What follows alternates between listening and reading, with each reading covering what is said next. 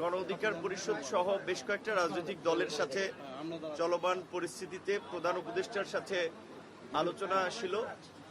যে আলোচনায় আমাদের দলের পক্ষ থেকে আমরা পরিষ্কারভাবেই জানিয়েছি যে যেসব উপদেষ্টাদের নিয়ে বিতর্ক রয়েছে, বিশেষ করে আমাদের আন্দোলনকারী ছাত্র নেতৃবৃন্দের মধ্যে যারা উপদেষ্টা হয়েছেন, তারা যেহেতু একটি দল করেছেন এবং বাইরে এই কথাটি প্রচলিত আছে, এই দলটি সরকারের সুবিধা পাচ্ছে এবং সরকার পৃষ্ঠপোষকতা করছে, যেই কারণে আমরা বলেছি যে এই দলের সাথে সংশ্লিষ্ট এনসিপির দুজন উপদেষ্টা তাদেরকে অপসারণ করা বা তাদেরকে বুঝিয়ে পদত্যাগের দিকে আপনার নিয়ে যাওয়া, এটা সরকারের জন্য একটা ভালো দিক হবে। পাশাপাশি বিএনপির পক্ষ থেকে যেহেতু আরও একজন উপদেষ্টা নিয়ে তারা দ্বিমত পোষণ করেছে, সঙ্গত কারণেই এরকম বিষয়গুলোতে সরকার যেন ইতিবাচকভাবে আমলে নেয় এবং ঢাকা মহানগর দক্ষিণের সিটি কর্পোরেশন নির্বাচনে যে জটিলতা তৈরি হয়েছে এবং উত্তরের যে প্রশাসক নিয়ে আপনার তার হিজবুত তাহরীরের সাথে সংশ্লিষ্টতার অভিযোগ রয়েছে, এই বিষয়গুলোতে আমরা ব্যবস্থা নেওয়ার জন্য জানিয়েছি।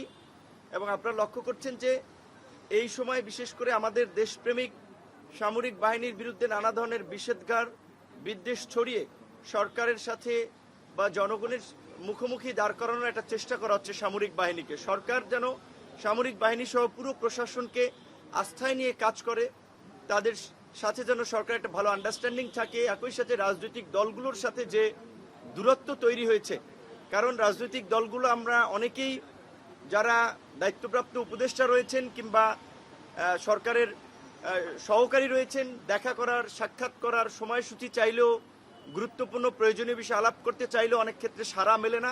এই বিষয়টি নিয়ে মোটামুটি সব দলই ক্ষোভ প্রকাশ করেছে এবং প্রধান উপদেষ্টা সেই বিষয়টা আপনার গুরুত্ব দিয়েছেন যে যোগাযোগটা আগের চেয়ে আরও যেন আপনার ঘন ঘন হয়। এবং বিশেষ করে যেই দুটো বিষয় নিয়ে আরও বর্তমানে রাজনৈতিকভাবে এবং নাগরিকদের মধ্যে একটা উদ্বেগ তৈরি হয়েছে যে আপনার চট্টগ্রাম বন্দরের যে নিউমোরিং টার্মিনাল বিদেশিদের হাতে দেওয়া এবং করিডোর, আমরা বর্তমান পরিস্থিতিতে সরকারকে এ বিষয়ে আপাতত সিদ্ধান্ত না নেওয়ার জন্য আমরা আহ্বান জানিয়েছি। এবং একই সাথে নির্বাচনের যে রোডম্যাপ বা ডেটটা সরকার যেটা বলেছে ডিসেম্বর থেকে আপনার জুন, এটি একটি অস্পষ্ট সময়, কারণ এর মধ্যে রোজা আসবে, কুরবানি আসবে, ঈদ আসবে, ইজতেমা পড়বে।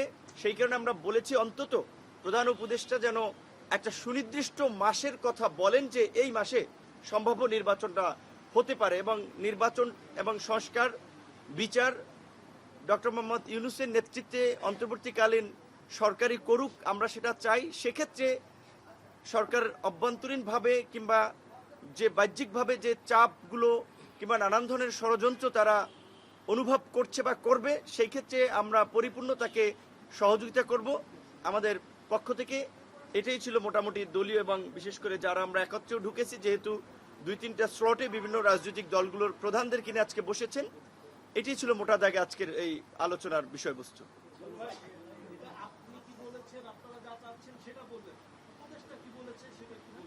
আচ্ছা, পদত্যাগের যে বিষয়টা, আপনারা যে পদত্যাগ চাইলেন, এই বিষয়ে কি বলেছেন?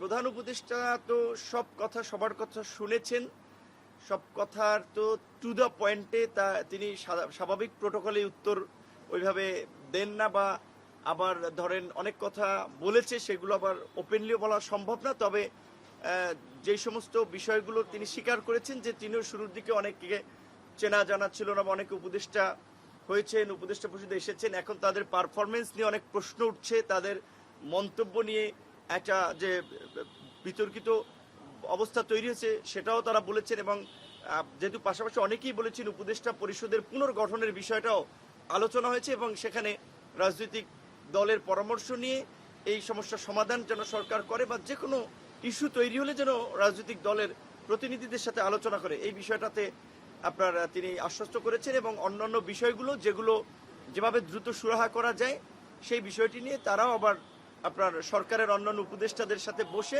সিদ্ধান্ত জানাবেন।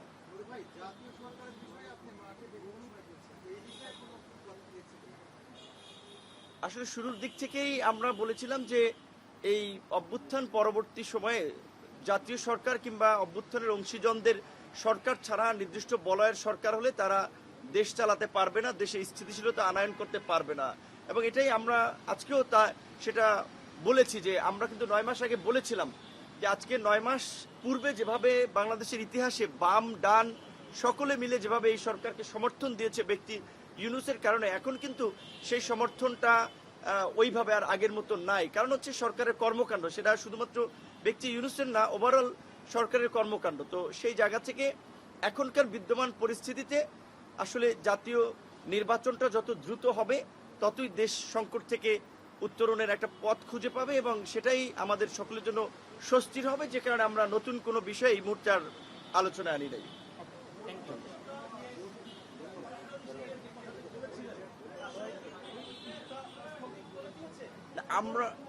আমরা জানিয়েছি, আমাদের কনসার্নটা শুনেছেন। এখন আমাদের প্রত্যেকের সব কথা আসলে উনি তো রিপ্লাই দিতে গেলে অনেক লং আলোচনা হয়, তারা শুনেছেন, নোট করেছেন।